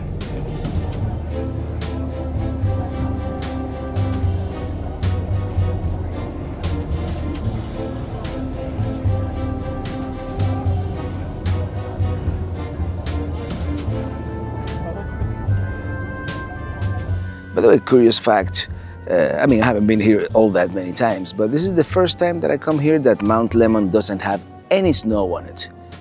Which it is strange that it doesn't have any snow because, I mean, the rest of the country is covered in snow. It snowed very close to here, but not here, which is, you know, the weather, nature, climate, it's all very strange. It's a mystery. All right, let's get down from this mountain. By the way, I am gonna put a link to that 2021 video somewhere so you can see this from a different perspective. Down and down we go. And we're back at the parking lot level. We've conquered Sentinel Peak, the A mountain. And I mean, we still have like, what, 30, 40 minutes of daylight left today. But I think this is all we're gonna do here in Tucson. We're gonna go back to that, it's kind of sketchy, huh? That RV park. And tomorrow we're going to Phoenix.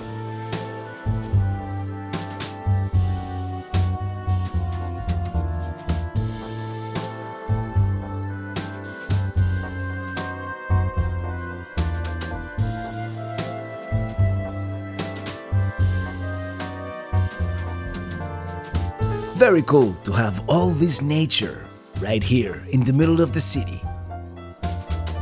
Anyway, tomorrow will be the last day of this leg of the trip.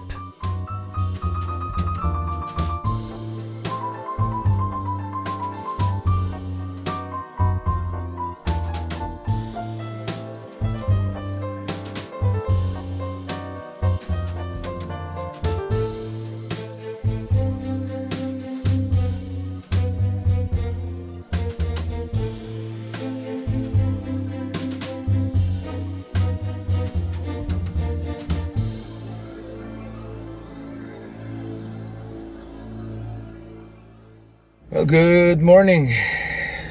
A little bit of a late departure, but we only have 2 hours of drive time today. This place, it served its purpose for what we needed, you know. But if aesthetics and cleanliness matter to you at all, I would not recommend it. It is in the middle of town, though. Let's what we're gonna do, since we have like 2 hours to kill, we're gonna go to the place that we could have stayed at for free. It's a BLM land just on the outskirts of Tucson. Let's hope we didn't forget anything. Boom, yeah, it's even like boom, a big drop. On the plus side, we have a Safeway. Boom, right across the street. Use it as if Minitini, one like boom, boom. Hopefully we still have shampoo in there. Turn left onto South Norris Avenue. In 500 Norris feet, Avenue, turn left like onto Chuck East Norris. Broadway Boulevard. Yeah, engine's warming up. We're gonna have heater soon.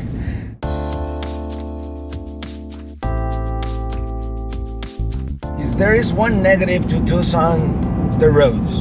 I mean, it looks like they haven't been maintained in decades, and you can barely see the lines. So, yeah. Otherwise, beautiful town.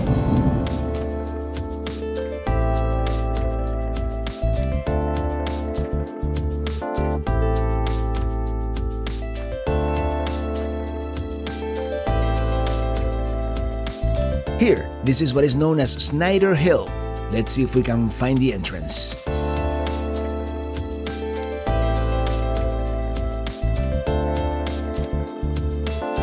It feels very much like quartzite. We could have done this too, but I don't know how I feel about unhitching and leaving the trailer here. Anyway, let's stop for a few minutes.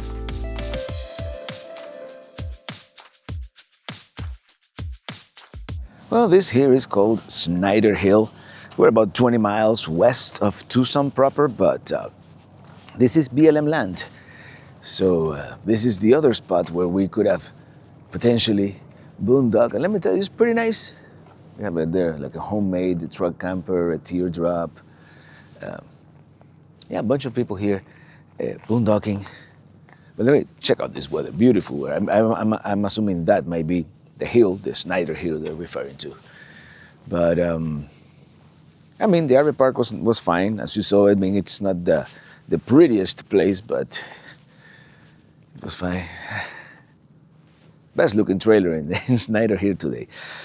Anyway, we were here to kill some time, so I just some time. Because we were checking at the RV park in Tucson. Doesn't happen until 2 p.m. But I just got a call from the gentleman at the RV park asking me what my ETA was, and I asked, "Hey, can I arrive a little earlier?" And he said yes. So we're leaving. We're going towards Phoenix, Arizona.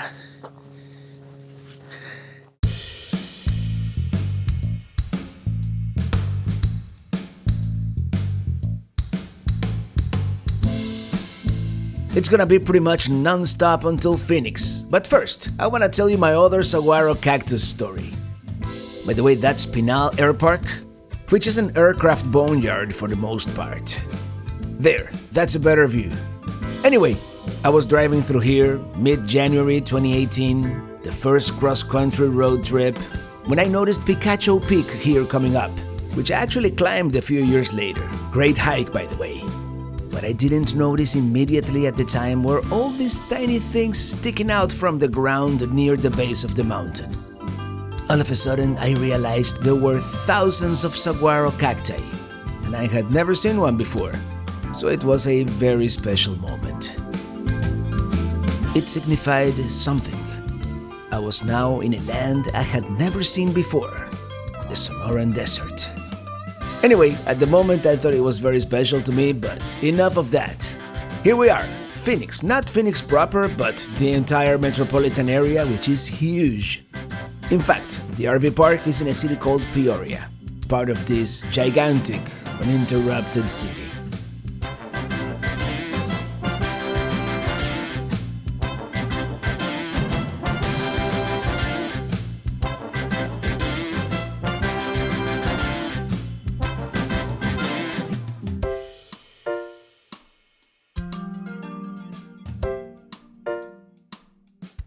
Here we are, Sundial RV Park.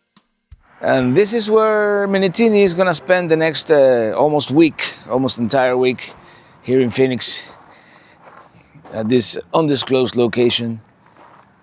It is actually nicer than it looked online, so we're quite happy with the decision to leave it here. hopefully it'll be intact when we return. Now we're gonna get ready because tomorrow we're flying to Tampa for the Florida RV Super Show, which you probably already saw that video. So until the next one, thank you so much for watching, and see you on the road.